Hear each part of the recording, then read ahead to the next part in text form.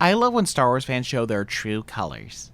Nixxiom is a big YouTuber who recently made a video about the fall of Swtor, an old MMO that I used to play a lot. In his vid, he breaks down why it failed, but it got kind of sus when he said part of the reason was the game failed was one of its head writers, Jennifer Hepler. One of the first was the story of Jennifer Hepler, who is one of the senior writers on Star Wars: The Old Republic. Going to some forums one day, Jennifer revealed that she didn't even really like video games. Part of the reason that Nixxiom states is that Jennifer did not like games.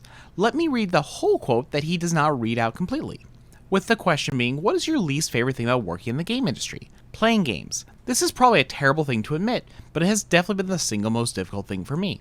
I came into this job out of a love of writing, not playing games. While I enjoy interactive aspects of gaming, if the game doesn't have a good story, it's very hard for me to get interested in playing it. Similarly, I'm really terrible at so many things which most games use incentively. I have awful hand-eye coordination, I don't like tactics, I don't like fighting, and I don't like keeping track of my inventory, and I can't read a game map to save my life.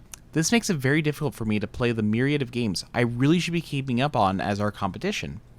And with this baby on the way in a few months, my minimal free time, which already makes it impossible for me to finish an RPG in less than 6 months already, would disappear entirely. If there was a fast forward feature on games that would let me easily review the writing and stories and skip the features I find more frustrating than fun, I'd find it much easier to keep abreast on what's happening in this field. Now, nothing here states that Jennifer doesn't like games. She even says in it that she likes the interactive aspects of storytelling through the medium of games. She's just bad at them, and it's hard for her to find the time to play them. She's more into interactive stories and games with a strong emphasis on gameplay. And from a BioWare writer, is that really shocking? BioWare's games have always had a strong emphasis on their writing compared to their gameplay. Rarely would you hear about a BioWare game that has extremely good gameplay, more so, it has a good story. No one raves about Dragon Age for its gameplay.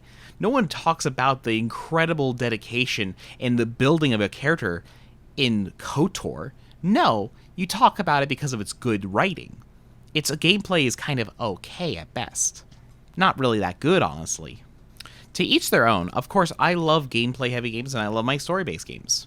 So that's the first point. On his next point, when he talks about Jennifer, he talks about that she only focuses on LGBT relationships. She didn't enjoy combat, she didn't care much for progression, and really seemed to only be focused on one thing, and that was encouraging the addition of more LGBTQ characters to the games that she worked on. Now, at this point in Nixxiom's video, we're at the point in narratively before he's talked about any expansions in the game. So, let's take a look at how many LGBT relationships exist before the expansion.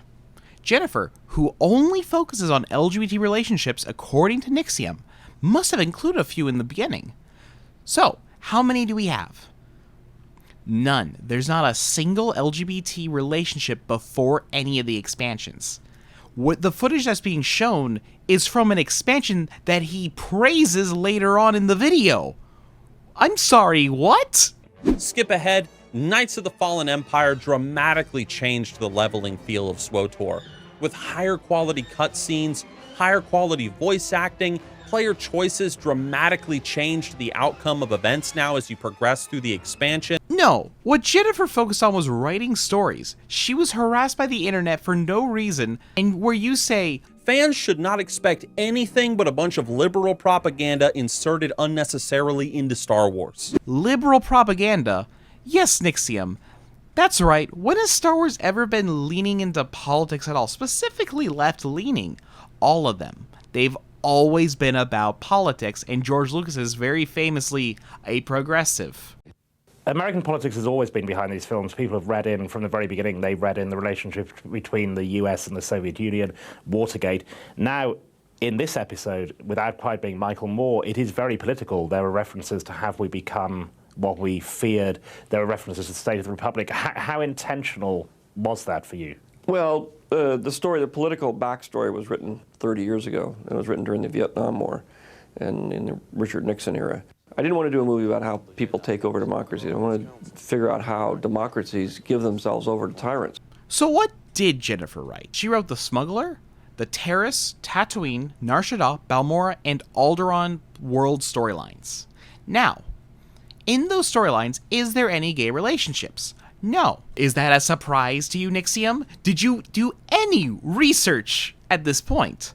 So, where's this gay representation you keep harping on about? You mean Anders from Dragon Age 2? Is that it?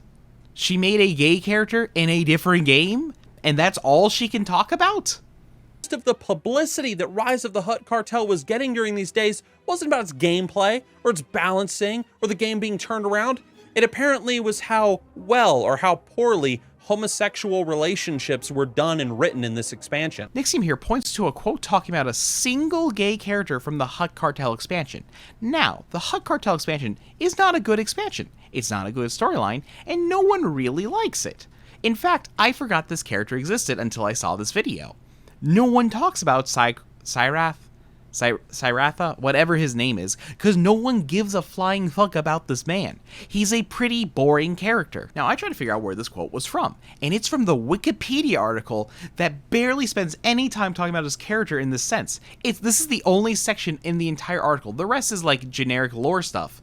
The article barely talks about sexuality. If this expansion harps so much about being gay, it's barely noticeable in the expansion itself, as I have played through this expansion 9 or 10 times, because I'm a Swtor addict. I play this game 100% every few years, and I always forget this man exists, and far more importantly, I forget he's gay. Look, Nixxiom, inclusivity is never a bad thing, but you make it seem like it's the worst thing in the world, especially here. This is Star Wars. Are you really this pathetic? Were you blaming all of the issues on Swotor's falling on a mixture of bad decisions and the LGBT writers? No. It's because EA was a stupid bad company that couldn't manage the game, and the fact that the BioWare devs kind of made the game a little too focused on being a single-player game instead of a multiplayer game. You did a good job with the video, Nixxiom. I just don't trust any of your research based off the fact you did barely any research on Jennifer at all. Keep crying, Snowflake, that your game was ruined by the gays. And as a member of the gays, fear me.